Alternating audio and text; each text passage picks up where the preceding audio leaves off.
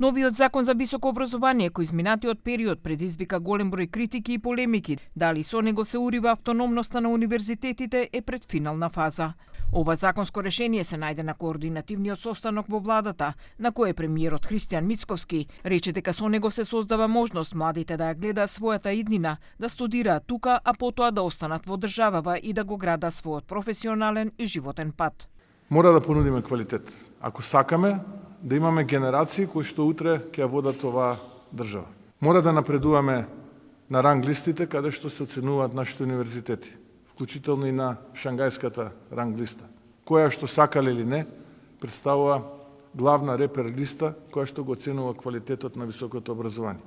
Министерката за образование Весна Јаневска рече дека во подобрувањето на овој закон биле реализирани средби и со државните и со приватните универзитети, при што, како што истакна, биле прифатени бројни конструктивни сугестии од нив. Тврди дека ова законско решение не ја загрозува автономијата на универзитетите.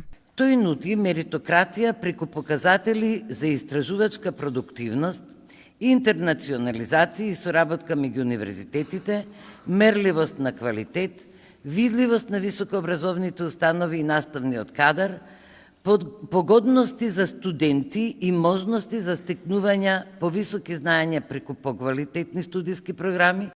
На координативниот состанок присуствува и ректорите на 6 државни универзитети, кои начелно дадоа поддршка. Континуираното унапредување на наставниот кадар значи и унапредување на студентите, беше истакнато од дел од ректорите. Универзитетот Мајка Тереза го поздравува иницијативата за подобар квалитет во високото образование и во тој дух поднесе и консолидирани предлози за унапредување на сите три нацрт закони: Законот за научна истражувачка дејност, Законот за квалитет во високото образование и Законот за високото образование.